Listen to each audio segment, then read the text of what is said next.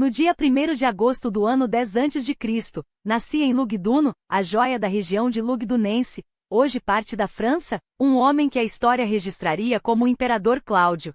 Seu pai, Nero Cláudio Druso, era irmão de Tibério, o futuro imperador que viria ao mundo em 14 de janeiro de 38 a.C., filho adotivo do amado Augusto e figura reverenciada por sua família e pelo povo. Druso, por sua vez, era um estrategista militar de talento incomum, cuja bravura e determinação o colocavam à frente das campanhas nos Alpes, ao lado de Tibério, em operações que se estenderam até a Récia e a Vindélica. Sua atuação foi tão decisiva que, após a morte de Marco Agripa em 12 a.C., ele assumiu o governo da Gália, liderando entre 12 e 9 a.C. campanhas na Germânia. Foi ali em 9 a.C. que um acidente trágico encerrou sua vida, uma queda de cavalo que o deixou debilitado por semanas até seu falecimento. Tibério, orgulhoso de suas conquistas, homenageou-o póstumamente com o título de Germânicos, em reconhecimento a seus feitos na região. Sua mãe Antônia, filha de Marco Antônio e Otávia, irmã do próprio Augusto, nasceu em 31 de janeiro de 36 a.C.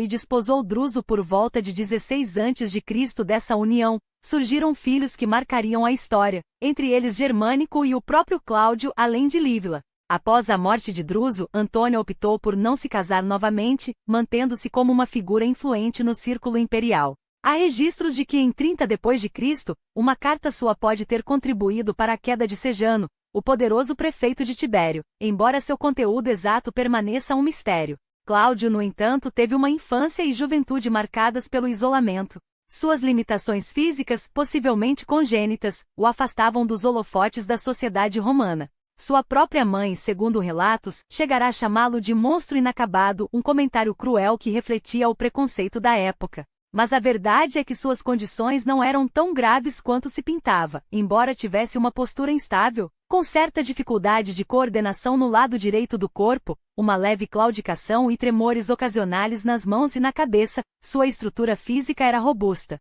Seu maior desafio era a fala, afetada por uma gagueira evidente, que muitas vezes o fazia desviar do roteiro em discursos públicos. Mesmo assim, sua mente era lúcida e seu comportamento, embora por vezes imprevisível, com risos inoportunos ou comentários que geravam reações intensas, não comprometia sua inteligência. Desde cedo, Cláudio demonstrou uma paixão inabalável pelos estudos, algo que, ironicamente, era visto com certo constrangimento pela elite romana, mais afeita à ação do que à reflexão. Mas ele não se deixou abalar. Teve acesso a uma educação de excelência, dominando história, literatura, retórica, música, matemática e direito. Embora a oratória não fosse seu ponto forte, conseguia se expressar com clareza quando lia textos preparados, sentando-se para minimizar as dificuldades físicas. Não se sabe ao certo quando suas limitações se manifestaram, mas tudo indica que eram presentes desde o nascimento. Ao longo dos séculos, especialistas debateram suas possíveis causas. Enquanto alguns sugerem paralisia cerebral, estudos modernos apontam para a síndrome de Tourette como o diagnóstico mais provável, especialmente pela descrição de Suetônio, que destaca os tiques e os comportamentos involuntários. Em 6 d.C., Cláudio finalmente recebeu a toga virilis, símbolo da passagem para a vida adulta, mas sua cerimônia foi discreta, realizada à noite, longe dos olhares curiosos do fórum. Mesmo assim, ele não desapareceu por completo. Esteve ao lado de Germânico em jogos públicos em 8 d.C., em homenagem a seu pai, e mais tarde, sob os auspícios de Augusto, participou de eventos que carregavam o nome de ambos. Sua verdadeira vocação, no entanto, era a escrita. Incentivado por Lívio, o grande historiador, dedicou-se a registrar a história recente de Roma, demonstrando uma erudição que muitos subestimavam. O que poucos imaginavam é que aquele homem, tão frequentemente menosprezado, um dia se tornaria um dos imperadores mais surpreendentes que Roma já conheceu. Mas a vida de Cláudio não era um caminho pavimentado de glórias. Enquanto Roma se agitava sob o governo de Tibério, ele, o homem que um dia governaria o império, era relegado às sombras, como se seu destino já estivesse escrito em letras apagadas. As portas do poder se fechavam uma após outra, como se o próprio fado conspirasse para mantê-lo à margem. Quando Augusto faleceu em 14 d.C., Cláudio, como muitos, aguardava um sinal de Tibério, um gesto, uma oportunidade, qualquer coisa que o tirasse da obscuridade. Mas o novo príncipe frio e calculista não via nele mais do que um incômodo, um sobrinho desajeitado, cuja presença nas cerimônias oficiais era tolerada, não celebrada. O pedido por um cargo público? Negado. A esperança de um posto de prestígio? Esmagada. Em vez de honras, recebeu migalhas, um sacerdócio menor, o culto a Augusto, uma função que, embora revestida de simbolismo, não lhe conferia poder real. Era como se o império, em sua grandiosidade, o tivesse condenado a ser um espectador eterno. E então veio a herança. Augusto, em seu testamento, o nomeara herdeiro em terceiro grau, um gesto que, para alguns, poderia ser interpretado como um reconhecimento tardio, mas que, na prática, não passava de uma ironia cruel. Sim, ele recebeu propriedades, terras, uma fortuna modesta. Mas o que valiam riquezas quando o que ele desejava era um lugar ao sol? Quando o que ardia dentro dele era a ambição de provar que, apesar dos murmúrios e das piadas, era tão capaz quanto qualquer outro patrício romano. Os anos que se seguiram foram uma sucessão de reveses e humilhações disfarçadas de bondade. Em 20 depois de Cristo, quando Agripina, a viúva, voltou a Roma com as cinzas de Germânico, o herói amado, o general que o povo chorava, Cláudio esteve lá, entre os que recebiam a procissão fúnebre, mas não como um líder, não como uma figura central. Era apenas mais um rosto na multidão, um parente incômodo que Tibério preferiria esquecer. E quando, em meio ao luto, surgiu a proposta de casamento entre seu filho, Druso, e a filha de Sejano, o todo-poderoso prefeito pretoriano, Cláudio não teve voz. Foi mais um peão no tabuleiro de alianças que se desmoronariam em sangue. A morte de Druso, em circunstâncias tão absurdas quanto trágicas, asfixiado por uma pera atirada ao ar em brincadeira, foi o golpe que quase o quebrou. Um filho perdido. Um herdeiro extinto. E ainda assim o império seguia indiferente. Cláudio mais uma vez foi deixado para trás, enquanto Tibério se afundava em Capri e Sejano tecia sua teia de traições. Mas se havia algo que Cláudio dominava era a arte da resiliência. Quando Plotia, sua primeira esposa, foi acusada de adultério e conspiração, ele não hesitou em repudiá-la, não por crueldade, mas por sobrevivência. Em Roma, a lealdade era uma moeda que se gastava rápido, e ele não podia se dar ao luxo de ser associado a escândalos. Casou-se novamente, desta vez com Hélia Petina, uma parentela de Sejano, em um casamento que, como tantos outros, foi mais uma jogada política do que uma união de corações. Uma filha nasceu dessa união, Cláudia Antônia, mas nem mesmo a paternidade lhe trouxe o reconhecimento que almejava. E então veio 31 depois de Cristo, o ano em que o império tremeu. Sejano, o homem que havia se tornado mais poderoso que o próprio Tibério, caiu em desgraça. Sua queda foi tão abrupta quanto sua ascensão, e Roma assistiu, atônita, à execução do homem que um dia pareceu intocável. Cláudio, que havia se aproximado dele por conveniência, agora precisava se distanciar com a mesma velocidade, ou seria arrastado junto. Mais uma vez, ele se viu obrigado a navegar nas águas turvas da política, onde um passo em falso poderia significar a morte. Enquanto isso, o álcool e os dados se tornaram seus refúgios. Não por fraqueza, mas porque em um mundo onde cada palavra podia ser usada contra ele, o silêncio de uma taça e o barulho dos dados eram os únicos sons que não o traíam. Alguns o chamavam de bêbado, de jogador compulsivo. Mas quem em Roma não tinha seus vícios? A diferença é que os dele eram visíveis, enquanto os dos outros se escondiam atrás de togas impecáveis. E assim, aos poucos, Cláudio aprendeu a esperar. Porque em Roma, até mesmo os esquecidos tinham seu momento. E o dele, embora ninguém pudesse prever, estava prestes a chegar. E então, como se o destino tivesse guardado suas melhores cartas para o último lance, a sorte de Cláudio começou a mudar. Não foi um milagre repentino, nem uma transformação espetacular, foi a lentidão obstinada de um homem que aos 45 anos, decidiu que ainda havia batalha a ser travada. Os deuses, tão dados a ironias, escolheram justamente aquele que todos subestimavam para provar que até os mais desprezados podiam ascender. O ano era 37 depois de Cristo quando, pela primeira vez, o nome de Cláudio ecoou nos círculos do poder não como piada, mas como possibilidade. Calígula, o imperador que brincava com a loucura como outros brincam com o vinho, escolheu-o para o consulado. Um gesto de desdém? Talvez. Ou quem sabe uma jogada calculada, um lembrete de que até os inúteis podiam servir aos seus caprichos. Cláudio aceitou-o não por ilusão, mas porque um homem que passou a vida sendo ignorado aprende a valorizar até as migalhas de reconhecimento. O cargo seria seu por 2 meses, um piscar de olhos na eternidade de Roma, mas suficiente para que pela primeira vez olhassem para ele sem rir. Sua mãe, Antônia, não viveu para vê-lo vestir a toga consular. Morreu em maio daquele ano, levando consigo o último vestígio de proteção que Cláudio conhecera. Dizem que ela lhe deixou uma fortuna, mas o que ele herdou mesmo foi algo mais amargo, a certeza de que dali em diante estaria sozinho contra o mundo. Os créditos de Augustus e Tibério já não o resguardavam, agora era apenas um Claudiano entre muitos, com o agravante de ser o mais fraco da ninhada. Quando as contas apertavam, e em Roma, as contas sempre apertavam, ele vendia propriedades, contraía dívidas, sorria com a humildade de quem sabe que o próximo golpe pode vir de qualquer direção. Mas sorria. E então, como se o universo quisesse testar sua paciência, a vida lhe jogou mais uma peça, o divórcio de Hélia, sua segunda esposa. Não que fosse uma surpresa, os casamentos em Roma duravam menos que as estações, e o dele já vinha se desfiando há anos. Mas a separação oficial em 39 d.C. foi mais um lembrete de que até nos laços mais íntimos ele era dispensável. Não importava. Messalina, sua prima, jovem e ambiciosa como uma chama, já aguardava nas sombras. Casaram-se e com ela veio não só um dote, mas algo mais valioso, uma aliada que entendia o jogo. Em 39 ou 40 d.C. nasceu Otávia, sua quarta filha, um sinal de que, contra todas as probabilidades, sua linhagem não se extinguiria. Mas Roma não perdoava fraquezas e Calígula, cada vez mais paranoico, começou a ver traidores em cada esquina.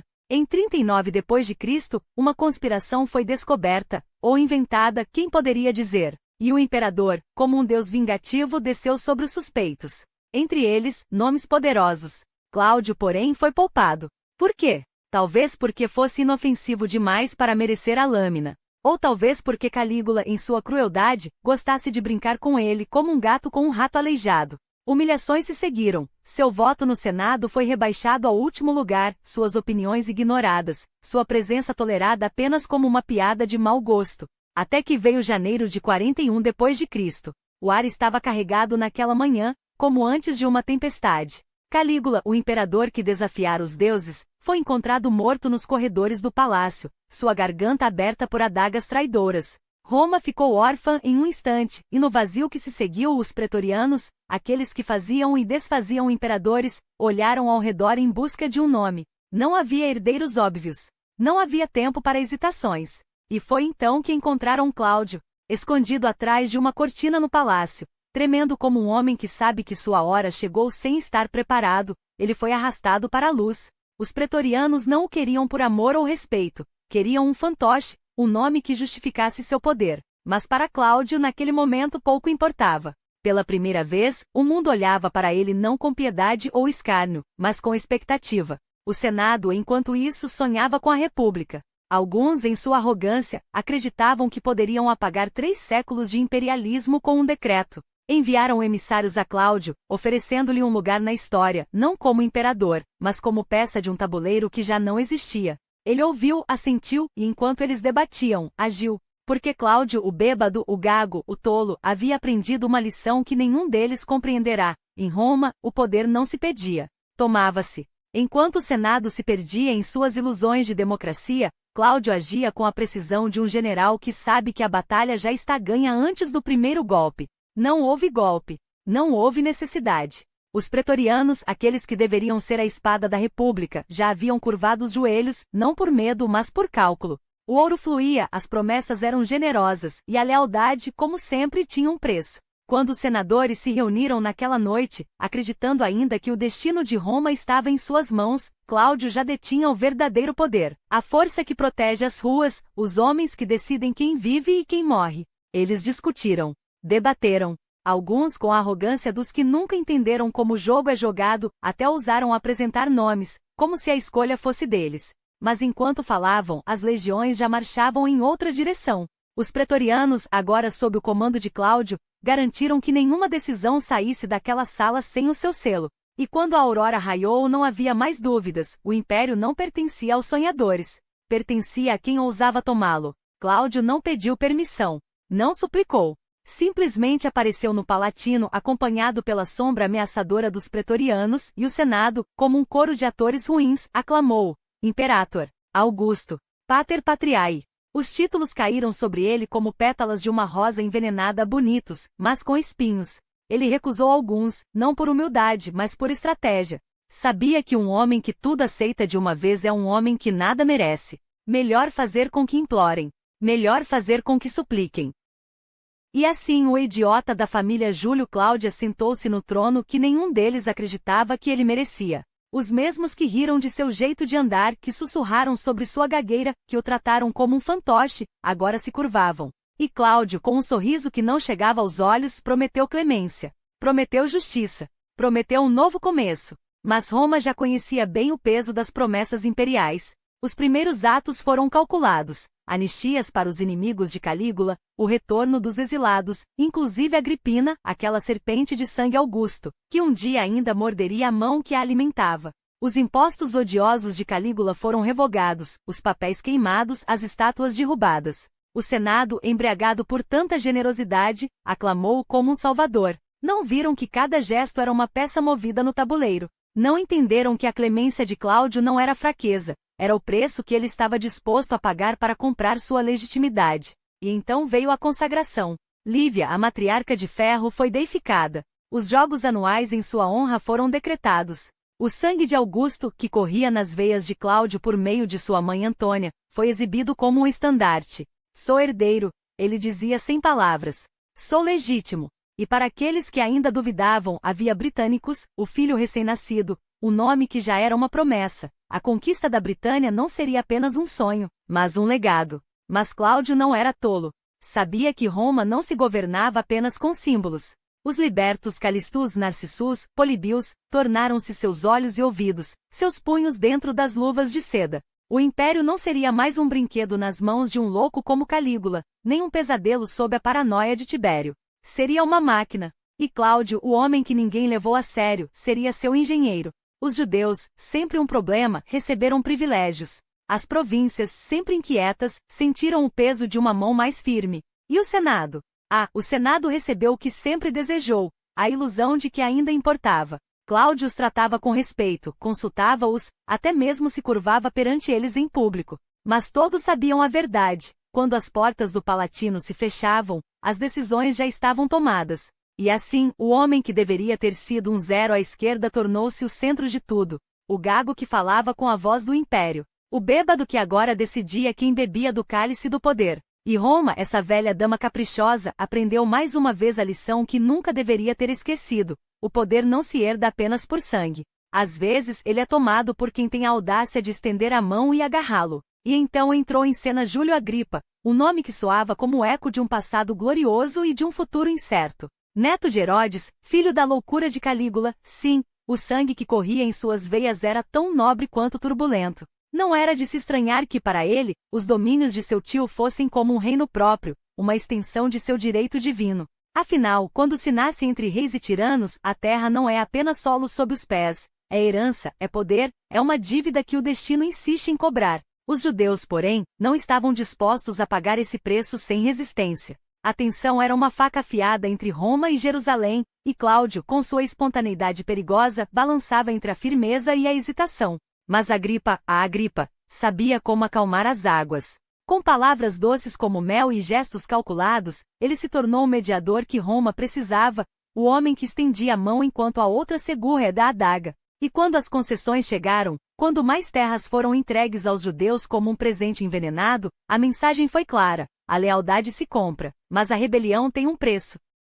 Enquanto isso, nos confins do império, onde o Reno cortava a terra como uma cicatriz, os legiões de Cláudio escreviam sua própria história. Galba e Gabínio, aqueles velhos lobos de guerra, ainda respiravam fogo nos campos de batalha. Em 39 d.C., quando Calígula brincava de Deus entre os germânicos, foram eles quem segurou a linha, quem impediu que o caos engolisse as fronteiras. E em 41 d.C., quando o novo imperador precisava de uma vitória para calar os murmúrios, quem mais uma vez ergueu o estandarte? Quem recuperou as águias perdidas, aqueles símbolos sagrados que Roma chorava como filhos mortos? Os mesmos homens, os mesmos aço e suor. Cláudio soube aproveitar o momento, afinal, nada apaga as manchas de um passado duvidoso como o brilho de um triunfo. Mas Roma não era feita apenas de batalhas e intrigas palacianas. Havia também a terra, essa senhora implacável que exigia seu tributo. O Lago Fucino, aquele espelho d'água traidor a apenas 80 quilômetros da cidade eterna, era uma ferida aberta. Alimentado pelo rio Aterno, sem escoamento natural, ele inundava os campos como um castigo dos deuses, afogando colheitas e espalhando a malária como uma praga. Augusto havia ignorado os pedidos de ajuda, Cláudio, porém, viu ali uma oportunidade. Não apenas de salvar vidas, mas de esculpir seu nome na história. Um túnel, uma obra titânica, um desafio lançado aos elementos. Porque o imperador que domina as águas domina o tempo, e o povo nunca esquece quem lhe devolve a terra fértil. E então veio a fome. Esse espectro que assombrava Roma como um pesadelo recorrente. Os celeiros vazios, os navios que não chegavam, o inverno que se estendia como uma maldição. Cláudio poderia ter cruzado os braços, culpar os deuses ou os mercadores gananciosos. Em vez disso, fez o que nenhum outro ousara. Prometeu ouro e glória a quem desafiasse os mares no auge da tempestade. Tragam-me grãos, ordenou, e eu pagarei pelo risco. Alguns navios se perderam, é verdade, o preço do poder sempre é pago em sangue. Mas outros chegaram, carregados de esperança e trigo, e Roma respirou aliviada. Porque um imperador que alimenta seu povo não é apenas um governante. É um pai. Mas nem tudo eram vitórias e obras grandiosas. Nos salões do Palatino, as sombras se moviam. Lívila, aquela que voltará do exílio como um fantasma do passado, foi acusada. Adultério, conspiração, os crimes favoritos de uma corte que devorava os seus. Junto com Sêneca, o filósofo que ousara pensar demais, ela foi enviada de volta à escuridão, onde a fome e o esquecimento fariam o resto. Cláudio não era cruel por prazer, era pragmático. O imperador não pode permitir que as brasas de antigas ambições reacendam incêndios. E então houve Messalina. A Messalina. Aquela mulher que era fogo e veneno, que dançava sobre a linha tênue entre a lealdade e a traição. Quando Apio Silano, aquele governante de sangue real, ousou recusá-la, ela teceu sua teia com a habilidade de uma aranha. Sonhos, presságios, palavras sussurradas no ouvido certo. E o pobre homem foi arrastado para a morte sem sequer um julgamento. Cláudio, sempre tão suscetível aos ventos da paranoia, assinou a sentença como se assinava um decreto qualquer. Afinal, quem poderia culpar um homem por temer as sombras quando sua própria esposa as alimentava? Mas o jogo do poder não perdoa hesitações. E enquanto Cláudio se perdia entre obras públicas e pesadelos políticos, Messalina tramava. Porque no Palatino, a lealdade é uma moeda que se gasta rápido, e a traição, uma faca que sempre encontra um alvo. A traição não demorou a tomar forma. Em 42 d.C., o senador Ânio Viniciano, com a precisão de um ourives esculpindo veneno, teceu a conspiração que quase derrubou Cláudio. Não estava sozinho. Ao seu lado, Fúrio Camilo Scriboniano, governador da Dalmácia, homem de reputação imaculada e sorrisos afiados, ergueu a bandeira da revolta. O império merece melhor, sussurravam seus partidários, enquanto as legiões sob seu comando marchavam não para defender Roma, mas para estrangular seu imperador. Mas o destino, como sempre, tem um gosto amargo por ironias. Scriboniano, o nobre rebelde, o homem que jurava libertar Roma da tirania de Cláudio, viu suas tropas hesitarem. As legiões Cláudia Pia Fidelis, aqueles mesmos soldados que ele acreditava ter conquistado, recusaram-se a levantar as armas contra o príncipe. A lealdade, afinal, não se compra com palavras bonitas. Compra-se com ouro, com promessas, com o peso de uma águia imperial cravada no estandarte. E Cláudio, mesmo em seu palácio repleto de fantasmas, ainda sabia como distribuir moedas e títulos. A revolta desmoronou tão rápido quanto nasceu. Scriboniano, cercado pela própria deserção, viu-se sem saída. Sua esposa, Ária, uma mulher de sangue frio e lealdade inquebrantável, não o deixou enfrentar sozinho o veredicto de Roma. Não dói, meu amor, teria sussurrado, enquanto lhe entregava a espada. E então, num gesto que ecoaria como lenda, cravou a lâmina em seu próprio peito, provando que até a traição pode ter sua própria forma de honra. Vês? É assim que se faz, teria dito, enquanto o sangue escorria entre seus dedos. Cláudio, ao receber a notícia, limitou-se a um suspiro. Mais um nome para a lista de inimigos que a morte poupou de seu julgamento. Os conspiradores sobreviventes foram arrastados a Roma em correntes, onde os esperavam os braços abertos da justiça imperial, ou seja, a espada do carrasco. Entre eles a pobre Cláudia, esposa de um dos condenados, acusada do crime absurdo de enterrar o próprio marido, como se o luto fosse um ato de rebeldia. Seu fim foi tão rápido quanto injusto, executada por um crime que não cometeu, seu nome apagado dos registros como se nunca tivesse existido. Cláudio, em um gesto de clemência, devolveu seus bens à família após, é claro, confiscar a parte que lhe interessava. Afinal, até a piedade tem seu preço. Mas 42 d.C. não foi apenas um ano de sangue. Foi também um ano em que Cláudio, entre uma conspiração e outra, decidiu que Roma precisava respirar. E se o império sufocava, que fosse por excesso de ambição, não de negligência. O porto de Ostia, aquele engasgo logístico onde os navios de grão encalhavam como baleias moribundas, finalmente ganharia a grandeza que merecia. Um porto artificial capaz de receber as maiores naus do Mediterrâneo, onde o trigo do Egito não mais apodreceria em barcos menores, transferido a custos exorbitantes.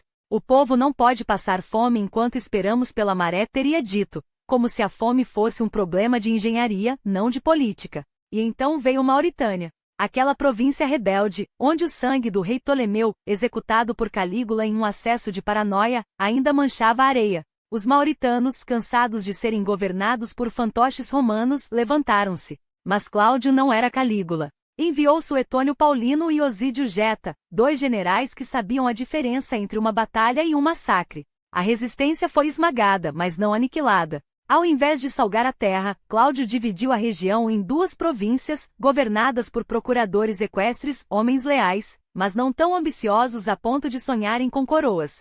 E para selar a paz, fez o que Roma sempre soube fazer melhor: construiu estradas. Caminhos que ligariam as tribos dispersas ao coração do império, porque nada domestica um povo como o peso de uma legião marchando sobre pedra. Mas a generosidade de Cláudio tinha limites. Na Lícia, onde os cidadãos romanos eram assassinados como se fossem pragas, ele não se contentou com desculpas. Exigiu responsabilidades. A Liga Lícia, aquela confederação de cidades que se gabava de sua autonomia, descobriu que a autonomia é um privilégio, não um direito. Cláudio enviou Varanil, um homem cuja reputação precedia sua espada. Em 43 d.C., a Lícia deixou de ser um reino cliente para se tornar mais uma peça no tabuleiro imperial. A paz não é um presente, teria avisado aos senadores locais. É um contrato. E Roma não renegocia. E assim, entre conspirações sufocadas e províncias conquistadas, Cláudio ia tecendo seu legado. Um imperador que não brilhava como Augusto, nem enlouquecia como Calígula, mas que pedra por pedra, estrada por estrada, estava transformando o império em algo maior do que ele mesmo. O problema? Ninguém nota o arquiteto até que o edifício desabe. E Roma, como ele bem sabia, adorava um espetáculo. O ano era 43 d.C. e Cláudio, pela 3ª vez cônsul, observava o tabuleiro do poder com a mesma precisão com que um general estuda o campo de batalha antes do primeiro golpe. Não era mera coincidência que mais uma vez, o cargo lhe caísse nas mãos como um fardo que só ele parecia capaz de carregar. Vitálius, o ex-governador da Síria, havia renunciado entre aspas, porque em Roma ninguém abandona o poder por vontade própria, a não ser que outra mão mais forte o empurre para a saída. 2 meses de vácuo bastaram para que os olhares se voltassem para ele, o imperador que não brilhava, mas que, como a gravidade, mantinha tudo no lugar. E assim, com a elegância de quem sabe que o verdadeiro comando não se anuncia, mas se exerce, Cláudio aceitou o encargo. Afinal, Roma não podia ficar à deriva nem mesmo por um instante. Mas o jogo não se limitava aos salões do Senado. Nos bastidores, onde as facas são afiadas com sorrisos, Júlia, a neta de Tibério, viu seu destino ser traçado por mãos alheias. Acusada de imoralidade, palavra conveniente quando se precisa eliminar um incômodo, seu nome foi arrastado pela lama por Suílius Rufus, aliado de Messalina. Um suicídio forjado, um filho poupado como moeda de troca, e mais um rival a menos para britânico. O herdeiro que Cláudio acarinhava como se fosse o único futuro possível. O prefecto da cidade, aquele que deveria ser a voz da ordem, também caiu, substituído sem alarde. Roma engolia seus filhos com a mesma indiferença com que o Tibre carrega os corpos que neles são jogados. E então veio a Britânia. Não foi um capricho. Não foi um surto de glória como os de Calígula, que sonhava com conchas do Mar do Norte como troféus. Foi cálculo. Desde Júlio César, aquela ilha teimosa resistia ao abraço de Roma, um espinho cravado no flanco do império. Augusto a ignorou. Calígula brincou com a ideia. Cláudio agiu. O pretexto foi perfeito. Virica, o velho rei aliado, expulsado por Carataco e os Catuvelâunos, suplicava por ajuda. Uma desculpa tão nobre quanto qualquer outra, e tão falsa quanto necessário. As legiões já estavam prontas há meses. 3 delas arrancadas do Reno, onde a fronteira ardia em tensão. A 2ª Augusta, a 14ª Gemina, a 20ª Valeria Victrix, nomes que soavam como promessas. Mais a 9ª Hispana, trazida da Panonia, e a 2ª, recém-formada sob o olho atento de Cláudio. Homens endurecidos comandados por Aulo Plaucio, um general que não precisava de ordens para saber o que fazer. E entre eles, um jovem tribuno chamado Vespasiano, cujo futuro ainda não brilhava, mas que já mostrava o aço de que era feito. Mas até os melhores planos tropeçam na realidade. As legiões se amotinaram. Os navios balançavam nas águas do canal, e os soldados, filhos de uma terra onde o mar era um inimigo, recusavam-se a embarcar. Não por covardia, mas porque a Britânia era um mito, um lugar de neblinas e deuses estranhos, onde os homens pintavam seus corpos com tinta azul e lutavam como demônios. Foi preciso que Narcissus, o liberto mais poderoso de Roma, descesse até eles, não com ameaças mas com palavras. E quando um homem que começou a vida como escravo fala de destino, até os legionários mais teimosos ouvem. 3 divisões, 3 praias. Rishorogem quente, onde a areia beijou pela primeira vez as sandálias romanas. Não houve resistência imediata. Os britânicos, como todo bom inimigo, preferiam escolher o campo de batalha. E assim as legiões avançaram, cortando a terra como uma lâmina. O medo as sangrou primeiro. Vespasiano, sempre Vespasiano, liderou o assalto, ganhando uma coroa cívica antes mesmo que a poeira baixasse. Depois o Tâmisa, onde Togodóminos, rei dos Catuvelâunos, tentou deter o avanço. Mas Roma não pede permissão para cruzar rios. E então pararam. Não por derrota, mas por estratégia. Esperavam por Cláudio. Porque um imperador não pode conquistar um império de longe, ele precisa ser visto, precisa pisar na terra conquistada, precisa que seu nome seja sussurrado com temor. Quando ele chegou, trazendo elefantes de guerra como se fossem brinquedos, sim, elefantes, porque até a extravagância pode ser uma arma, a campanha ganhou um novo fôlego. Camuloduno caiu. Colchester, a capital de Carataco, virou cinzas. E em poucos meses o sul da Britânia estava de joelhos. Cláudio não precisou erguer a espada. Bastou que ele estivesse lá quietamente enquanto outros sangravam por ele. Quando voltou a Roma, não foi como o general coberto de glória, mas como o imperador que havia estendido os limites do mundo. O Senado, que antes o desdenhava, agora lhe oferecia um triunfo. E o povo, que adorava um espetáculo, finalmente tinha um motivo para aplaudir. A Britânia não foi um acaso. Foi a prova de que Cláudio, o coxo, o gago, o imperador que ninguém queria, estava escrevendo seu nome na história com letras de fogo. Enquanto outros sonhavam com estátuas, ele construía impérios. E Roma, por fim, começou a notar. A Britânia não se rendeu apenas a um exército. Ela se curvou diante de um império que soube transformar conquista em legado. Colchester, a joia da vitória, testemunhou a entrada triunfal de Cláudio não como um visitante, mas como senhor de um novo mundo. Os elefantes de guerra, bestas que jamais pisaram aquelas terras, arrastavam consigo o peso da história. Roma não vinha para ocupar, mas para permanecer. E os senadores, astutos como sempre, souberam capitalizar aquele momento. Cada gesto, cada palavra, era calculado para gravar na memória do povo que aquele não era um triunfo qualquer, era o nascimento de uma era. 11 reis britânicos, entre eles a própria rainha Cartimândua, ajoelharam-se diante do imperador, não por fraqueza, mas porque reconheceram o inevitável. A maré da história havia mudado. Os brigantes, ferozes senhores do norte, ainda resistiam sob Carataco, mas até eles sabiam que o tempo jogava contra si. Roma não conquistava apenas com espadas, conquistava com promessas, com alianças, com a ilusão de que a submissão poderia ser vantajosa. E assim foi com Cogidubno, o rei cliente instalado em Novio Magus, a futura Chichester. Seu trono não era um símbolo de derrota, mas de um novo contrato, lealdade a Roma em troca de poder local. Uma peça brilhante no tabuleiro de Cláudio, que soube transformar inimigos em administradores, rebelião em ordem. A Britânia não foi pacificada de uma só vez, foi domada aos poucos, como um cavalo selvagem que aprende a carregar o peso do império. Primeiro, a ocupação militar. Depois, a estruturação. E finalmente a entrega simbólica, o território que caíra nas mãos de Roma não como espólio de guerra, mas como herança de um futuro compartilhado. Cláudio não ficou para ver o trabalho concluído, imperadores não se demoram em províncias. Seu lugar era em Roma, onde a notícia de sua vitória já corria pelas ruas como fogo em palha seca. E enquanto ele retornava, lento e majestoso, as ordens já partiam à sua frente, que se preparassem os arcos do triunfo, que se esculpassem os relevos da glória. A Britânia não era mais uma fronteira, era um capítulo novo no livro eterno de Roma. Mas Cláudio não era homem de se contentar com uma só vitória. Enquanto os britânicos ainda se acostumavam ao jugo romano, ele já traçava rotas através dos Alpes, seguindo os passos de seu pai Druso, mas com uma visão ainda mais audaciosa. Estradas não eram apenas caminhos, eram veias do império por onde fluíam legionários, mercadorias e, acima de tudo, poder. Em 46 d.C., a via que cortaria os Alpes estava pronta, mais uma prova de que Cláudio não governava apenas, ele construía.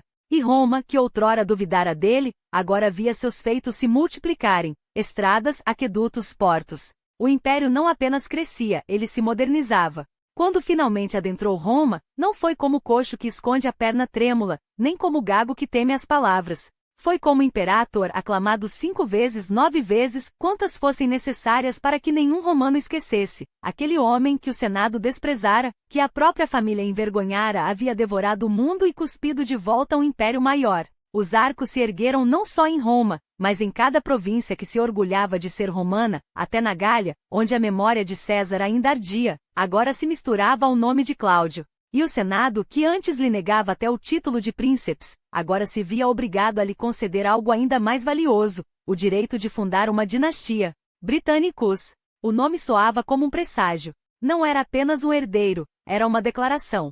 Cláudio não deixaria um império, deixaria um legado tão duradouro que até seu sangue carregaria o eco da Britânia.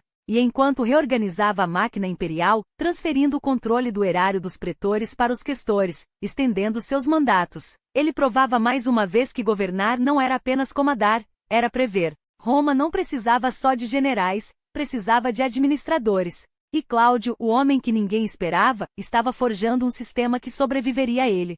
Os séculos passariam, e até os artistas se renderiam à sua história. Em 1867, um pintor capturaria aquele momento em que Cláudio, o imperador improvável, recebe a submissão da Britânia, cada detalhe, desde as ligaduras nas pernas dos centuriões até os padrões geométricos dos mosaicos, era um lembrete. A grandeza não se mede por nascimento, mas por obra. E se hoje olhamos para aquelas telas, para aquelas estátuas, e ainda sentimos o peso da história, é porque Cláudio entendeu algo que poucos compreendem. O poder não está em ser lembrado, mas em tornar-se inesquecível. E assim, enquanto os mercados flutuam, enquanto impérios modernos nascem e caem em questão de décadas, enquanto CIOR movem trilhões com um clique, a lição de Cláudio permanece. A verdadeira riqueza não está no ouro, nem nas ações, nem mesmo nas criptomoedas que evaporam como névoa. Está no que resiste ao tempo. Está na arte que desafia os séculos, nos investimentos que não se desvalorizam com crises, nas escolhas que transformam derrotas em triunfos. Porque no fim, até os mais céticos têm que admitir, há algo de eterno em quem sabe construir não apenas para si, mas para a história. E Cláudio, o imperador que não deveria ser, provou que até os deuses se curvam diante daqueles que ousam escrever seu próprio destino. E aqui está a prova de que o destino não se escreve com hesitação, mas com audácia. Um cargo de governador equestre não é apenas uma posição, é um convite à grandeza. Imagine só, Judéia, 44 d.C., um território que o império não apenas reconquistou, mas transformou em província com a mesma precisão com que um escultor talha um mármore. Agripa, o rei que já não reinava, agora curvava-se à ordem de Roma. E quem melhor para conduzir essa transição do que um homem de mão firme e justiça inquebrantável? Caspius Fades não era apenas um procurador, era o braço direito do imperador em terras turbulentas, onde cada decisão ecoava entre o clamor dos mercadores e os murmúrios dos sacerdotes. Mas atenção, governar não é para os fracos. Fades soube disso quando as tensões explodiram como fogo em palha seca. Os altos sacerdotes, outrora intocáveis, viram suas vestes sagradas serem confiscadas, um gesto que não era mera formalidade, mas um aviso. Cláudio, sempre atento, não permitia que o caos se alastrasse. E quando os embaixadores judeus bateram as portas de Roma, foi Atelius com sua sabedoria afiada como uma espada, quem os recebeu, negociando não apenas a paz, mas um futuro. Porque um império não se mantém com força bruta, mantém-se com estratégia, com a arte de transformar inimigos em aliados e rebeliões em oportunidades. E falando em oportunidades, quem disse que a carreira militar é um beco sem saída? Cláudio provou o contrário. Reestruturou as legiões, dividiu comandos, abriu portas para que os equestres não fossem meros espectadores, mas arquitetos do poder.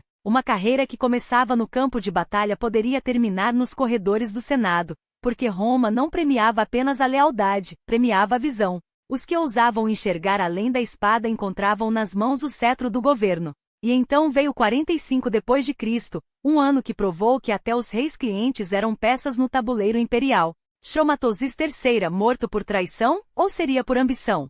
Sua viúva, uma faísca em um barril de pólvora, ameaçava incendiar a Trácia. Mas Cláudio não era homem de deixar brasas acesas. Com um golpe de caneta redividiu províncias, unificou a Macedônia e a Acaia, e trouxe de volta Moisias sob o comando de legados consulares. Didios Galus não foi escolhido por acaso e foi escolhido porque Roma não confiava seu futuro a amadores. E o futuro era agora. 46 depois de Cristo marcou o nascimento de Apri, uma colônia que não era apenas um ponto no mapa, mas um símbolo. O império expandia-se, consolidava-se, respirava. As fronteiras alongavam-se até o Danúbio, porque Roma não conhecia limites, apenas horizontes a conquistar. E enquanto os legionários marchavam, Cláudio, em seu quarto consulado, provava que o poder não era um privilégio, mas uma responsabilidade.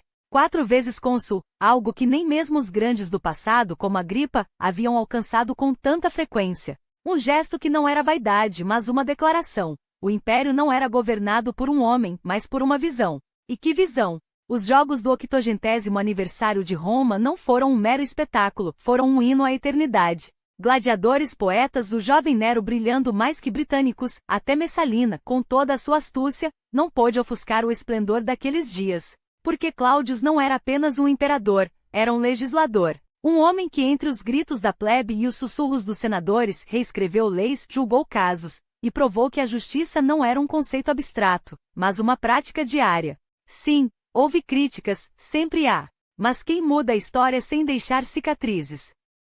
A legislação, afinal, não é feita de palavras bonitas, mas de escolhas difíceis. E Cláudio fez as suas. Porque um império não se constrói com medo, constrói-se com coragem. E coragem, meu caro, é exatamente o que falta a quem fica à margem, observando enquanto outros escrevem seu nome nas estrelas. E aqui está o império em ação. Um acúmulo de processos pendentes, uma máquina judicial engasgada pela própria burocracia que deveria servi-la. Mas Cláudio não se curvou ao caos, ele reinstaurou o concilium, aquele corpo de sábios que entre murmúrios e estratégias, tecia as decisões que sustentavam Roma. Porque um imperador, por mais brilhante que seja, sabe que até os deuses precisam de conselheiros. E ele, mais do que ninguém, precisava de vozes que ousassem dizer o que os outros apenas pensavam. Imagine o ano 47 depois de Cristo, Cláudio, curvado sobre um caso que poderia abalar os alicerces do Senado. Sim, o Senado, aquela instituição que muitos veneravam como sagrada, mas que na prática, era tão frágil quanto o vidro soprado pelos artesãos de Murano. O que aconteceria se, de repente, ela desaparecesse? Se suas vozes fossem silenciadas não por uma espada, mas pela própria irrelevância? Cláudio conhecia a resposta. O vazio seria preenchido pelo caos. E Messalina, com sua astúcia afiada como uma adaga etrusca, já sentia o cheiro da oportunidade, ou talvez da traição. Porque enquanto Sabina, a elegante, desfilava pelos jardins que Asiático, o cônsul da Gália, havia cultivado com tanto esmero, a inveja era uma sombra que se esticava sobre o palácio. Os jardins de Asiático. Um oásis de poder e beleza, onde até as papaias, sim, aquelas frutas exóticas que Nestor tanto adorava, pareciam conspirar a favor dos ambiciosos. Mas a história que Lucilus teceu com tanto cuidado escondeu uma verdade inconveniente. O homem que plantara aquelas maravilhas havia traído a confiança do imperador. Ou pelo menos, assim diziam os sussurros. E quando Crispinus, o prefeito pretoriano, homem de maneiras impecáveis, foi buscá-lo, não encontrou resistência, apenas a resignação de quem já sabia que o jogo estava perdido. Baia, e aquele refúgio de prazeres e segredos, recebeu o Asiático com braços abertos, como se soubesse que ele era mais um fantasma a vagar por suas vilas luxuosas. Mas a hospitalidade era apenas uma fachada. O palácio o aguardava e com ele, a farsa de um julgamento.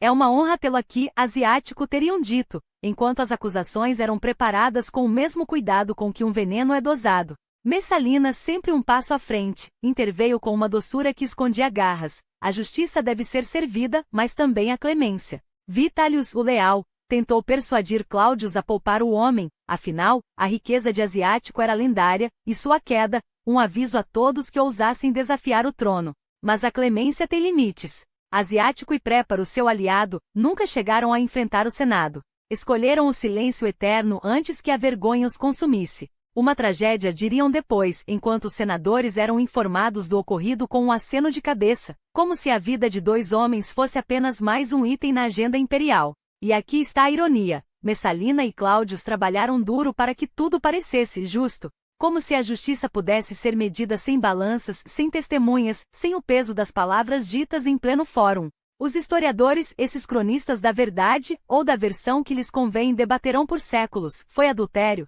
Cobiça? Medo de uma rebelião na Gália? Pouco importa. O que importa é que asiático era rico demais para ser inocente e poderoso demais para ser poupado. E Roma, minha cara, sempre teve um apetite voraz por homens assim. Mas Cláudio não era apenas o carrasco, era também um reformador. Enquanto os corpos ainda esfriavam, ele já traçava o próximo movimento: reviver o censor, aquele cargo adormecido desde os dias de Augusto, quando Roma ainda sonhava com repúblicas. E quem melhor para ocupá-lo do que Vitellius, seu braço direito, o homem que conhecia cada segredo do palácio como se fossem suas próprias veias. Juntos, eles fariam o que ninguém ousara em décadas: um censo. Não qualquer censo, uma radiografia do império, uma lista que separaria os dignos dos indignos, os que mereciam um lugar no Senado dos que deveriam ser esquecidos. 5.984.072 anunciaram os escrivães, como se cada número fosse um tijolo na reconstrução de Roma. Era mais do que Augusto havia contado. Era a prova de que o império não apenas sobrevivia, crescia. E Cláudio, com a precisão de um cirurgião, removeu os tumores, senadores que não passavam de fantasmas, famílias que se agarravam a títulos vazios, fortunas construídas sobre areia. Que se autoavaliem, ordenou, sabendo muito bem que a vaidade os condenaria. Os que não se retiraram voluntariamente foram convencidos. Afinal, um império não se governa com piedade ou governa-se com propósito. E as leis? As leis foram sua obra-prima. A Lex Cincia, aquela relíquia bem-intencionada que proibia certos excessos, foi adaptada para os novos tempos. Porque Roma não poderia ser asfixiada por dívidas ou por usurários que sugavam a juventude como parasitas. Nenhum jovem deve hipotecar seu futuro por um punhado de moedas, decretou, enquanto os agiotas rangiam os dentes. E os patricianos? Aqueles que ainda se agarravam às sombras dos seus antepassados? Cláudio reservou para eles os sacerdócios, como se dissesse: se não podem governar, que ao menos rezem por nós. Mas não pense que era apenas rigor. Havia poesia nesse método. O censo não era apenas números, era um ritual de purificação, uma forma de lembrar a Roma que ela ainda era sagrada. E enquanto os escrivães registravam nomes, Cláudio, o historiador, o etrusco de coração, sonhava com um legado maior, porque ele não governava apenas para hoje, governava para os séculos que veriam. E os séculos, meu amigo, têm memória longa. Então, quando ouvirem dizer que Cláudio foi fraco, que sua mão tremia, lembre-se, foram essas mesmas mãos que reescreveram as regras do jogo, que transformaram o Senado de um clube de velhos privilegiados em um corpo, ainda que imperfeito, mais próximo do povo, que devolveram à justiça seu fio cortante, e que, acima de tudo, provaram que um império não se mantém com medo, mas com a audácia de quem ousa limpar a casa, mesmo quando a sujeira está entranhada nas paredes. Porque no final, a história não pertence aos que observam, pertence aos que agem. E Cláudio, com todas as suas cicatrizes, agiu. Mas não foi apenas com leis e decretos que Cláudio redefiniu Roma. Foi com gestos que rasgaram o véu da tradição e expuseram, sem medo, o que o império realmente poderia ser, se ousasse se reinventar. Quando as fronteiras da cidade foram estendidas, não foi um simples ato administrativo, foi uma declaração. Roma não cabia mais nos limites de seus muros antigos. Ela respiraria além deles, absorveria quem merecesse seu nome, mesmo que isso significasse desafiar os murmúrios dos puristas que ainda sonhavam com uma república de mármore e sangue azul. E que melhor símbolo desse novo tempo do que os gauleses? Sim, aqueles gauleses, os mesmos que décadas antes, eram vistos como bárbaros a serem dominados, agora vestidos com a latus clavus, a faixa púrpura que os igualava aos patrícios no Senado. Cláudio não apenas abriu as portas, ele as arrombou. E quando os líderes dos Edos entraram pela primeira vez na Cúria, não foi como súditos, mas como senadores com o peso de uma dignidade que Roma lhes negara por séculos. Os conservadores rangiam os dentes, é claro. A tradição sempre rende quando é obrigada a ceder. Mas a história não se escreve com rangido de dentes, escreve-se com o som de portas se abrindo. E então veio 48 depois de Cristo. Um ano que começou com promessas e terminou em cinzas. Messalina. A Messalina, cujo nome ainda hoje faz os cronistas baixarem a voz, como se o simples ato de pronunciá-lo pudesse conjurar seu fantasma. Mulher de paixões tão intensas quanto efêmeras que amava com a mesma fúria com que destruía. Eles dizem que ela se casou com Gaio Cílio em cerimônia pública, como se Roma fosse seu palácio particular e o adultério, um mero detalhe de protocolo. Dizem que os pretorianos juraram lealdade a ele, que os vestais foram cúmplices, que o próprio Palatino se transformou em um teatro de traições. E enquanto isso, Cláudio Cláudio estava em Ostia, assinando decretos, sonhando com aquedutos, confiante de que seu império estava seguro nas mãos de seus libertos. Até que a notícia chegou. Não foi um mensageiro qualquer que trouxe a verdade a seus ouvidos. Foi Narcissus, o mais astuto de seus conselheiros, aquele que sabia que um imperador não governava sozinho, mas também não podia ser o último a saber quando sua própria casa ardia. E ardia sim. Messalina não apenas traíra o leito conjugal, ela ameaçava o trono. Os pretorianos, esses cães de guerra que Cláudio tanto cortizara, agora olhavam para Cílio como se ele fosse o verdadeiro César. A situação era simples, ou Cláudio agia ou Roma teria uma nova imperatriz, e um novo imperador, antes do anoitecer. E então, como sempre, ele agiu. Não com a fúria de um tirano, nem com a hesitação de um homem fraco. Agiu como um estrategista. Enquanto Messalina, em seus delírios de poder, ainda acreditava que poderia negociar sua sobrevivência, Narcissus já havia mobilizado os homens certos. Os jardins de Lúculo, onde ela se refugiara como uma deusa caçada, tornaram-se sua armadilha. Não houve julgamento. Não houve clemência. Houve apenas o frio corte de uma lâmina, e o silêncio que se seguiu, tão pesado quanto o corpo que caía. Mas a morte de Messalina não foi o fim. Foi o início de algo muito mais perigoso, o vazio. Porque um império não tolera vazios. E quando Cláudio, ainda atordoado pela traição, olhou ao redor em busca de estabilidade, quem apareceu senão Agripina? Agripina, a sobrinha. Agripina, a viúva de Germânico. Agripina, mãe de Nero, aquele menino de olhos brilhantes que já carregava no sangue o peso de dois nomes, o dos Júlios e o dos Claudianos. Um casamento? Incestuoso, gritavam os moralistas. Um escândalo, sussurravam os senadores. Cláudio ouviu tudo e casou-se mesmo assim, porque Roma não era mais lugar para puritanismos. Era lugar para sobreviventes. E Agripina? A Agripina era sobrevivente suprema. Ela não pediu permissão para entrar no Palatino. Ela tomou seu lugar, não como uma esposa submissa, mas como uma parceira, ou se quisermos ser honestos, como a verdadeira força por trás do trono. Quando Vitalius o Liberto interrompeu a sessão do Senado para anunciar a união, não estava apenas lendo um decreto. Estava declarando uma nova era. Cláudio podia ter sido um imperador acidental, mas com Agripina ao seu lado, ele se tornou algo muito mais perigoso, o imperador intencional. E Roma mais uma vez tremia, desta vez não de medo, mas de expectativa. Porque quando um homem como Cláudio, com todas as suas cicatrizes e sua astúcia, une forças com uma mulher como Agripina, com sua ambição sem limites, o resultado não é apenas um reinado. É uma dinastia. O poder não era mais uma questão de herança, era uma questão de vontade. E Cláudio, com suas palavras medidas e seu olhar penetrante, não apenas falava, ele moldava o destino. Cada sílaba que saía de seus lábios carregava o peso de um império em transformação. Não era um discurso, era um feitiço. E Roma, hipnotizada, ouvia. Todos queríamos a mesma coisa, grandeza. E o Senado, pela primeira vez em décadas, fez a escolha certa. Não por medo, não por obrigação, mas porque reconheceu o que todos já sabíamos. Quando o sangue de Júlio César e o gênio de Agripina se entrelaçam, o resultado não é um casamento. É um manifesto. As filhas de irmãs, unidas em aliança? Não era apenas belo, era estratégico. Era a tecelagem de um futuro onde cada fio, cada laço, cada juramento servia a um propósito maior. Mas Roma ainda resistia. As leis, como sempre, eram lentas. Os costumes, teimosos. O Senado e o povo, embora alinhados no desejo, tropeçavam nas formalidades. Até que Cláudio, com sua paciência de arauto e sua obstinação de general, desceu às ruas. Não foi um encontro casual. Foi uma declaração.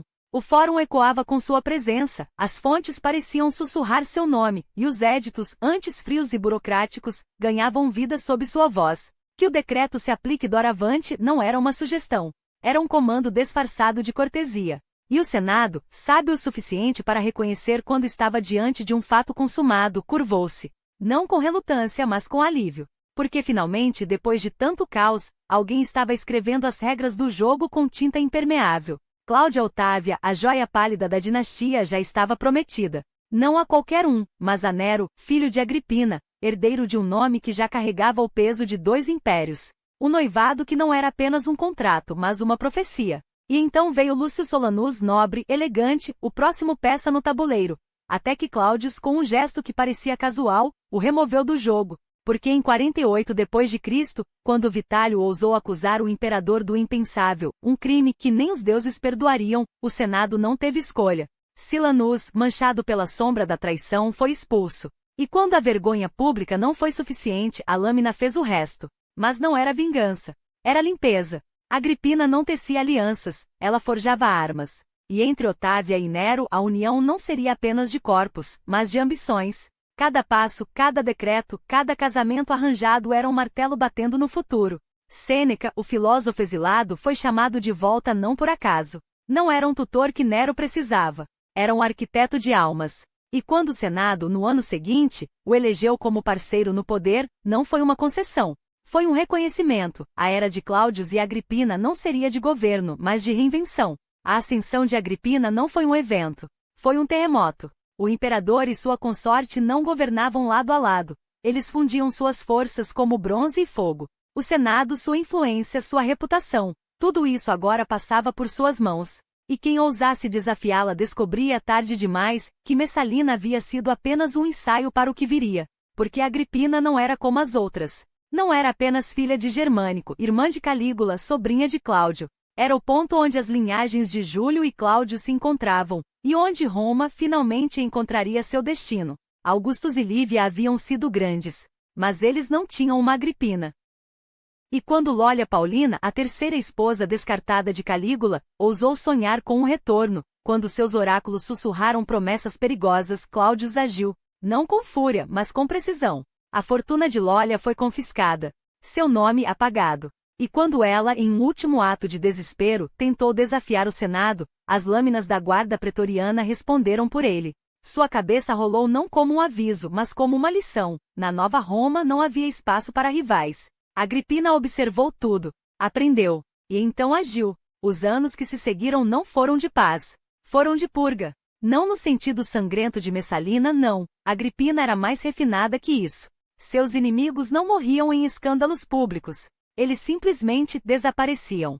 Um processo aqui, uma acusação ali, um exílio conveniente. Os que caíram sob sua sombra não eram numerosos como os de Messalina, mas seus nomes eram escolhidos com cuidado. Porque Agripina não matava por ódio, matava por estratégia. E enquanto o império se expandia, a Galiléia anexada, os territórios de Herodes Agripa reintegrados, a Britânia finalmente dominada, Cláudius, o homem que ninguém esperava que governasse, fazia o que nenhum outro ousara. Estendeu Pomerium, a fronteira sagrada de Roma, não como um gesto simbólico, mas como um grito: isso aqui é meu, e será para sempre. Mas mesmo os deuses têm seus limites. E mesmo os imperadores, seus pontos cegos. Porque enquanto Cláudio celebrava suas vitórias, enquanto Agripina tecia sua teia, havia um nome que ambos, por razões diferentes, queriam apagar: britânico. O filho de Messalina. O herdeiro legítimo. O último obstáculo entre Nero e o trono. E Agripina, que nunca deixara nada ao acaso, já estava movendo suas peças. Enquanto o império se expandia com a precisão de um relógio bem ajustado, Cláudio não se contentava em ser apenas um conquistador de terras. Ele queria ser o arquiteto de uma nova era. E como todo grande arquiteto, sabia que os alicerces de um império não se constroem apenas com espadas, mas com leis, símbolos e gestos que ecoam através dos séculos. Foi assim que, com um golpe de mestre, reviveu uma tradição esquecida, o census na Britânia. Não era apenas um recenseamento, era uma declaração. Uma maneira de dizer aos bárbaros das ilhas distantes: vocês agora fazem parte de algo maior. E esse algo tem um nome: Roma. 75 anos haviam se passado desde que Augusto ousara sonhar com um império tão vasto. Cláudio não apenas sonhou, ele materializou. E enquanto os escribas registravam nomes e terras além do canal, os deuses devem ter sorrido, porque até eles sabiam. Quem controla os registros controla a história. Mas Agripina não estava interessada em registros. Ela queria algo muito mais tangível: o futuro. E o futuro, naquele momento, tinha um nome: Nero. Andava com passos hesitantes de um adolescente de 13 anos, mas já carregava nos ombros o peso de um destino escrito a sangue e ambição. Foi em fevereiro do ano 50 que tudo mudou. Cláudio, o velho leão do Palatino, formalmente adotou Nero. Não como um favor, não como um gesto de caridade, como um movimento calculado. Agripina, a mãe que nunca foi apenas mãe, viu seu filho ser elevado não só à família imperial, mas ao coração do poder. E quando o título de Augusta foi finalmente concedido a ela, pela primeira vez na história a uma esposa de um imperador ainda vivo, o mundo soube. A mulher que outrora fora exílio e escândalo agora ditava os rumos de Roma. O mesmo homem que tremia diante de Messalina agora se curvava, voluntária ou involuntariamente, diante da vontade de Agripina. E enquanto o império comemorava, enquanto as colônias brotavam como cogumelos após a chuva, o Birama, a futura colônia agripinense, joia no Reno, presente de Cláudius à sua nova esposa, uma sombra se alongava sobre o Palatino britânico. O herdeiro legítimo ainda respirava. E isso era um problema. Os meses que se seguiram foram um jogo de xadrez onde cada peça movida por Agripina tinha um propósito: isolar, descreditar, eliminar. Cláudius, cada vez mais frágil, cada vez mais dependente, parecia não perceber que sua própria esposa tecia a mortalha que um dia o envolveria. Em 51, quando assumiu seu quinto e último consulado, já não era o mesmo homem que conquistara a Britânia. Era um fantoche cujos fios eram puxados com maestria. E então veio o dia em que Nero, aos 13 anos, vestiu a toga virilis 9 meses antes do previsto, porque o tempo para Agripina não era uma questão de tradição, mas de estratégia. O menino que deveria esperar até os 14 agora era homem aos olhos de Roma. E não qualquer homem. Princeps Juventutis, o primeiro entre os jovens, título que o colocava acima de britânico, acima de qualquer outro pretendente. O império assistia fascinado enquanto o filho de Agripina era moldado não para governar, mas para reinar. Mas mesmo os planos mais bem urdidos têm suas rachaduras. Enquanto Nero ensaiava seus primeiros discursos, enquanto as legiões celebravam vitórias em terras distantes, os veteranos de Camaladão, a 20 legião nas fronteiras da Britânia, o grão faltava em Roma. O povo murmurava. Os pretorianos, sempre leais ao melhor lance, observavam. E Cláudius, em sua ingenuidade ou cegueira, acreditava que ainda estava no controle. Até que veio a gota final, a fome.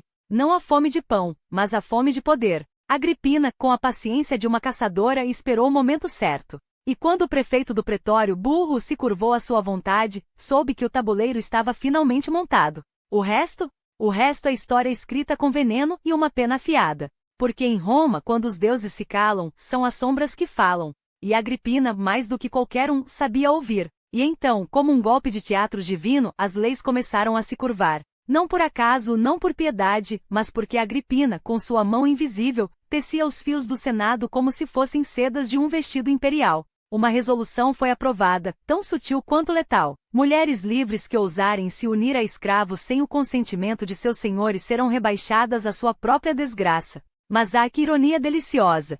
Se o mestre permitisse tal união, a mulher não apenas escaparia da punição como seria elevada ao status de esposa. Um jogo de palavras? Não, um jogo de poder. Porque em Roma até o amor tinha preço, e Agripina sabia cobrá-lo. E como se o destino quisesse rir dos mortais, eis que surge ela, uma mulher livre portadora de um decreto novo, fresco como veneno recém-destilado. O Palácio dos Libertos, esses ex-escravos que agora sussurravam nos ouvidos de Cláudio, foi consultado.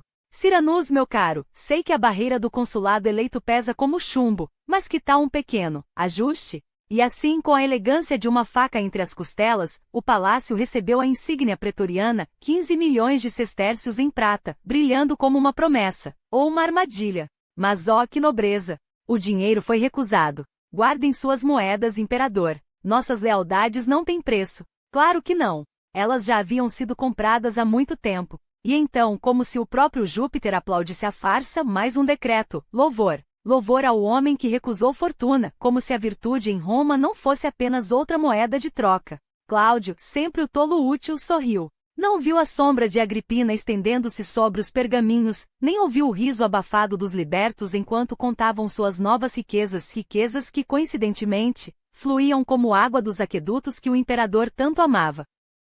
Ah, os aquedutos! Aqua Cláudia, sua joia, seu legado de pedra e orgulho. 40 milhas de glória transportando água pura como as intenções de um político, ou seja, turva na origem. Veja, cidadãos. A mesma rota da Aqua Márcia, mas maior, melhor, mais minha. Cláudio apontava para as arcadas como um pai exibindo um filho prodígio, enquanto os engenheiros suavam para que a coisa não desabasse antes da inauguração. E a Anil Novus, irmã gêmea da ambição, serpenteando pelo vale como uma promessa de eternidade, ou pelo menos até a próxima enchente. Mas nada durava para sempre, nem mesmo a paciência dos deuses. Os aquedutos foram concluídos, sim. Inaugurados com pompa, com discursos, com o povo atirando flores que murchariam antes do anoitecer. E então, o espetáculo. Porque Cláudio não construía apenas para abastecer Roma, construía para entreter. O lago Fucino, esse espelho d'água preguiçoso, seria drenado, mas não sem antes oferecer um último banquete de sangue e glória, uma naumáquia.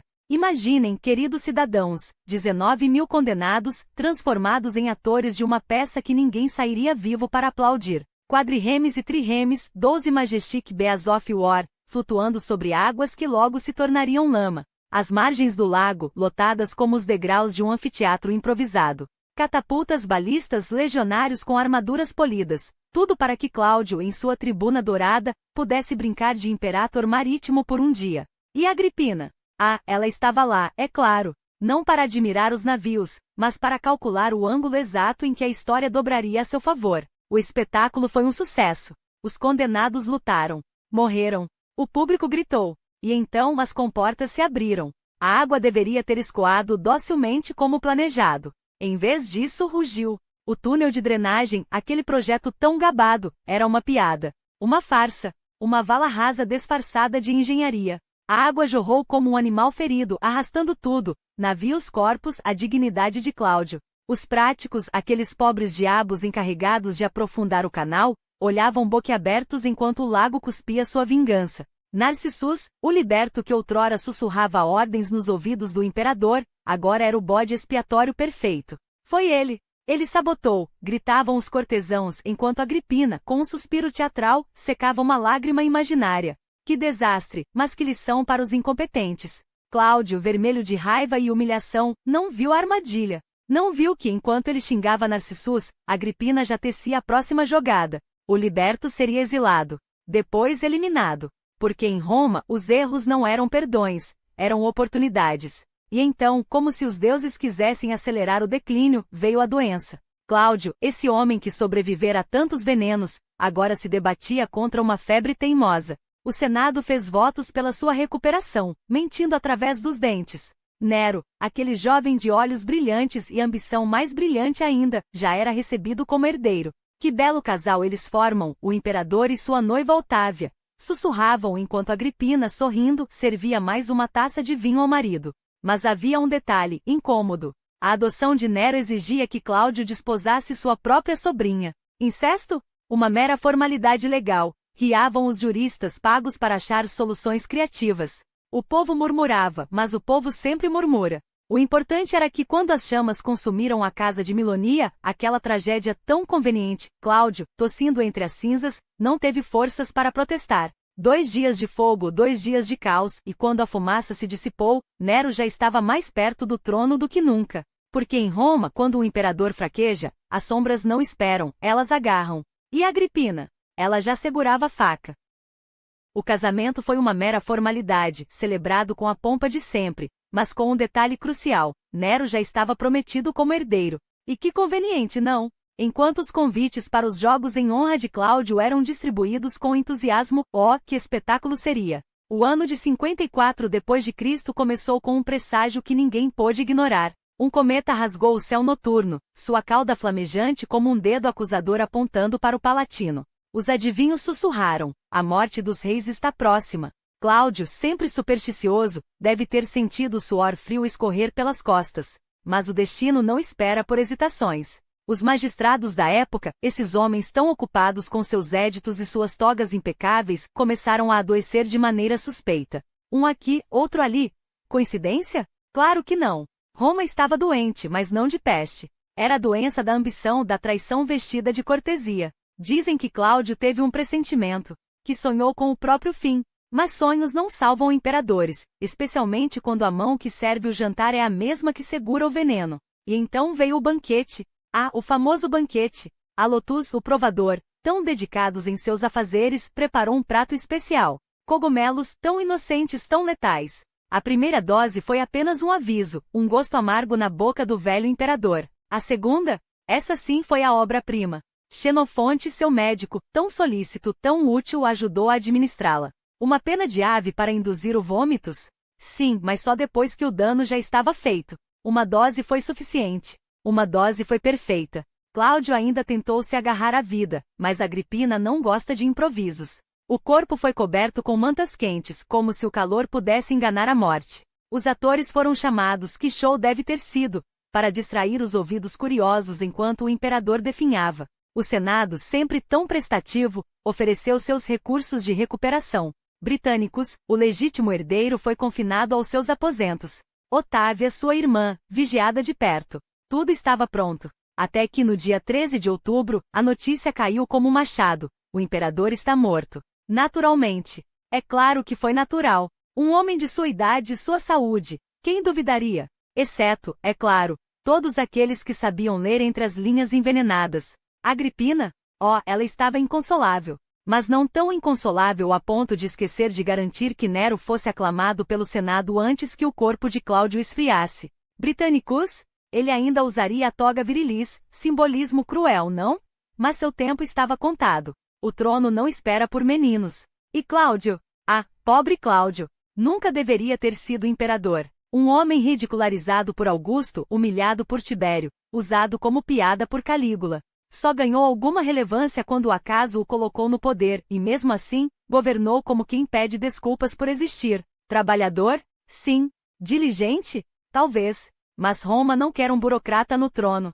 Roma quer sangue, espetáculo, um deus vivo, ou pelo menos alguém que finja sê-lo com estilo. Ele tentou. Reformou leis, estendeu cidadanias, construiu aquedutos, lutou contra as cheias do Tibre. Mas as colheitas falharam, o povo resmungou, e os jogos, nunca foram suficientes para apagar o cheiro de fraqueza. No fim, até os militares que tanto o amavam, viram-se obrigados a aceitar o novo príncipe com um suspiro de alívio. Porque Nero não era Cláudio. Nero era jovem. Era belo. Era perigoso. E quando o sol nasceu em 13 de outubro não havia mais sombra de dúvida, uma era tinha terminado. Outra sangrenta, dourada, implacável, estava apenas começando. Eis a verdade crua, meu caro leitor. Cláudio não foi um imperador de meias medidas. Não houve equilíbrio entre a austeridade sombria de Tibério e os excessos dourados de Calígula, porque Cláudio não queria equilíbrio. Ele queria vencer. E vencer, para um homem que os próprios pais escondiam atrás de cortinas por vergonha de sua claudicação, significava provar que até os deuses podiam se enganar. Sim, houve frugalidade, mas não a mesquinha economia de um velho amargurado, e sim a disciplina de quem sabe que cada sestércio gasto em festins é um sestércio roubado das legiões. E sim, houve esplendor, mas não a loucura de Calígula, que transformava palácios em bordéis e senadores em alvos de brincadeiras mortais. O esplendor de Cláudio era útil. As termas que erguiam não eram caprichos, mas monumentos à saúde de um povo. O porto que construiu em Ostia não era vaidade, mas a artéria que alimentaria Roma por séculos. E a Britânia? A Britânia. Não foi uma conquista por glória vazia, foi a fronteira que o império precisava, o golpe que ecoaria por 4 séculos de domínio inquebrantável. Você, meu amigo britânico, deve sua romanidade a esse homem que tropeçava nos próprios pés, mas nunca nas próprias decisões. Mas aqui está o paradoxo. O mesmo Cláudio que expandiu o império como poucos foi o mesmo que deixou suas mulheres governá-lo. Messalina não era apenas uma esposa, era uma força da natureza, uma tempestuade que varria o Palatino com seus caprichos e suas listas de condenados. Os senadores tremiam não por Cláudio, mas por ela. E quando Agripina, a viúva de Germânico, entrou em cena com seus sorrisos de aço e seus planos para o filho Nero, o imperador não viu uma ameaça, viu uma aliada. Ou pior, viu uma mãe. Porque Cláudio, o estrategista, o conquistador, era também o homem que nunca teve amor de verdade, exceto daquele que comprava com poder. E Agripina sabia disso. Ela jogou com suas inseguranças como um flautista com uma cobra, sussurrando que Nero, seu Nero, era o herdeiro que Roma merecia. Enquanto o britânico, o filho legítimo, era apenas um obstáculo. E o Senado? O Senado odia isso. Eles que se viam como os guardiões da República, eram agora espectador de um teatro onde as mulheres puxavam as cordas e os libertos, aqueles libertos, ex-escravos como Narciso e Palas, assumiam cargos que antes pertenciam a patrícios de linhagem imaculada. Cláudio promovia equestres, enchia o tesouro, conquistava províncias, e ainda assim, eles o chamavam de fraco. Porque um imperador que ouve conselhos é um tirano, um imperador que delega é um tolo. E quando os senadores exilados voltavam com suas túnicas rasgadas e seus olhares de traição, não era justiça que buscavam, era vingança. Eles não queriam um príncipes. Queriam ser o príncipes. Então sim, houve conspirações. Como não haveria? Quando um homem como Cláudio, que sobreviveu a Calígula por pura astúcia, que transformou seu próprio defeito em arma, se deixa enredar pelos mesmos jogos que desprezava, o sangue é apenas uma questão de tempo. Messalina caiu por sua própria ganância, Agripina por sua ambição sem limites. Mas Cláudio caiu por algo muito mais trágico, por acreditar no fim que poderia ser amado. E agora me diga, foi ele um governante capaz? Sem dúvida. Expandiu as fronteiras, reformou a administração, deixou Roma mais rica do que a encontrou. Mas foi ele um grande imperador? Ah, isso depende do que você valoriza. Se quer um deus em forma de homem, como Augusto se fez passar, então não, Cláudio foi apenas um mortal, com todas as suas fraquezas expostas. Mas se quer um homem que, apesar dos tropeços, dos erros, das mulheres que o manipularam, ainda assim governou, então sim, ele foi grande. Grande o suficiente para que, quando Nero assumiu o trono, Roma não desabasse. Grande o suficiente para que séculos depois ainda falemos dele. E você? O que acha? Um tolo manobrado por esposas e libertos? Ou o último verdadeiro príncipe, aquele que mesmo com as mãos trêmulas seguiu em frente?